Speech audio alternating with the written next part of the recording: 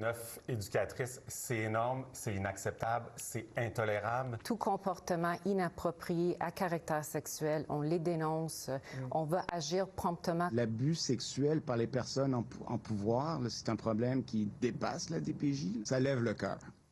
Il n'y a pas d'autre mot, là, ça lève le cœur. On revient sur ces révélations, effectivement, extrêmement étonnantes, frappantes. Ça se passe au Centre de réadaptation pour les jeunes de Cité des Prairies, dans le secteur de Montréal. Donc, des jeunes qui sont en garde fermée, des jeunes qui ont commis des crimes graves. Et ça implique 9 éducatrices en poste qui auraient eu des échanges sexuels avec au moins 5 de ces jeunes. Certaines d'entre elles ont été congédiées, d'autres sont suspendues. Il y a une enquête interne qui est toujours en cours. Il y a des gestionnaires qui ont été suspendus aussi à la suite de l'enquête. On essaie de comprendre comment des intervenantes qui sont en situation d'autorité sur ces jeunes contrevenants ont pu se retrouver dans une situation pareille. On a donc invité Dr Cécile Rousseau. Elle est psychiatre, elle est professeure aussi à l'Université McGill. Bonjour, Dr Rousseau. Bonjour, Mme Rollet. Qu'est-ce que vous comprenez? Vous, c'est pas banal, c'est 9 éducatrices. C'est pas un cas une, là, 9. Et je pense que c'est ça la bonne question qu'il faut se poser au-delà, et j'entends l'outrage et la tristesse de tout le monde, mais finalement la question qui se pose, c'est on n'est plus dans un fait divers, on n'est plus dans quelque chose d'anecdotique où on peut se dire une personne a dérapé. Ça arrive toujours. 9, il faut qu'on s'interroge de façon systémique. Qu'est-ce qui fait que 9 jeunes femmes se mettent dans le trouble à ce point-là? Est-ce que ça a à voir avec leur clientèle, avec notre système ou avec les deux? Et personnellement, je crois que la réponse est complexe, c'est-à-dire ça a à voir avec les deux.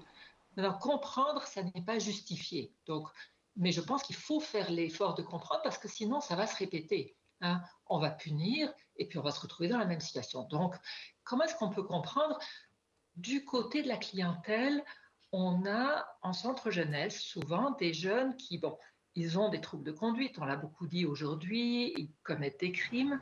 Ce sont souvent des enfants abîmés par la vie, des enfants qui n'ont pas été beaucoup aimés, qui ont vécu souvent des traumatismes, on parle de traumas complexes, qui n'ont pas toujours pu faire confiance à leurs parents, qui se sont très souvent sentis trahis par nous, par les adultes, par la société. Et alors, ils adoptent des comportements criminels. Encore une fois, ça ne justifie pas, mais ça permet de comprendre. Alors, qu'est-ce qu'on sait des tout petits enfants qui vivent ces situations-là? Un enfant en trouble d'attachement, les éducatrices, vous-même, si vous le rencontrez, Mme Drolet, vous avez envie de l'adopter. Et ça, c'est un signe. Ce que ça nous dit, c'est cet enfant-là va tout faire pour se faire aimer, parce qu'il a besoin d'être aimé, parce qu'il n'est pas assez aimé. Ça devient des enfants comme ça, des adolescents et des jeunes adultes qui vont faire la même chose, mais avec beaucoup plus d'art dans la séduction. Et donc, vous voyez comment ces jeunes abîmés, qui ont souvent besoin, souvent malheureux aussi, qui ont beaucoup besoin d'être aimés, et là, je ne minimise pas les comportements criminels, vont être dans la séduction et faire un appel extrêmement puissant à ces jeunes femmes qui peuvent avoir envie de les sauver et se sentir attirées par eux. Et donc, c'est très important de comprendre ce qui s'est passé avant en termes de trauma complexe. Oui, alors là, c'est pour les jeunes hommes. Mais parlons des femmes, parlons de ces éducatrices. Ce sont des femmes, c'est ce qu'on nous rapporte. Elles sont 9. Alors, j'ai été voir un peu leur formation. De qui parle-t-on? Ce sont des éducatrices, en réalité. Hein? Alors, avec un DEC en technique d'éducation spécialisée. Éducateurs spécialisés, on en retrouve auprès des enfants de 10 ans dans les écoles primaires. Mais donc, on en retrouve aussi dans ces milieux qui sont difficiles, ces centres jeunesse avec des jeunes, comme vous avez dit, avec toutes sortes de problématiques, endurcis, profils de criminels. Est-ce que ces jeunes femmes ont la bonne formation pour être capables de se prémunir contre toutes ces tactiques, soit de séduction, mais qui les mettent, elles, dans le rôle de l'abuseur? Dans le fond, elles sont en position d'autorité, elles sont l'adulte dans l'endroit. Et c'est ça qui est important. Donc, au niveau de la formation, je crois que toutes ces formations établissent bien les frontières. Il ne faut pas, en aucun cas, avoir des rapports sexuels et ou amoureux avec la clientèle. Ça, c'est très clair. Passer à l'ordre du personnel, ça, c'est très clair aussi. Alors, pourquoi est-ce que ça ne marche pas? Je crois qu'il manque un espace plus complexe pour un endroit où, en confiance, elle puisse dire « mais moi, je me sens attirée ». j'ai l'impression qu'il est amoureux de moi. J'ai l'impression que je suis amoureuse de lui. Comprendre ces mécanismes-là pour pouvoir justement, cliniquement, les défaire. Vous voyez, cet espace-là de sécurité, je pense que ça manque. C'est des espaces de supervision clinique qui sont des espaces de supervision non administratifs, où on peut parler de ce que l'autre nous fait, au-delà de la règle. Donc, vous voyez, c'est des clientèles très complexes et ça prend des espaces de supervision plus complexes et ça prend aussi dans la formation d'inclure une partie, au-delà du fait de dire c'est défendu d'avoir des rapports sexuels avec les clientèles, de dire c'est normal de se sentir attiré par ses clients. Ça fait partie des interactions humaines. Comment est-ce qu'on deal avec ça? À qui on peut en parler quand ça arrive? Reprendre ça. Donc, vous voyez, il manque au niveau du curriculum, je pense, une formation sur ce que nous, on appelle le contre-transfert. C'est qu'est-ce que je sens pour mes patients et pourquoi.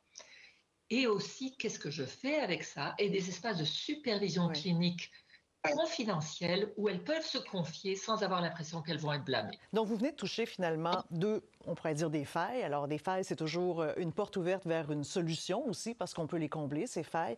Donc, au niveau de la formation, ce que vous me dites, c'est une formation, entre autres, que les psychologues qui sont vraiment membres de l'ordre, ils ont cette formation justement pour éviter tous ces pièges où on peut se sentir séduit, charmé par son patient, par son client.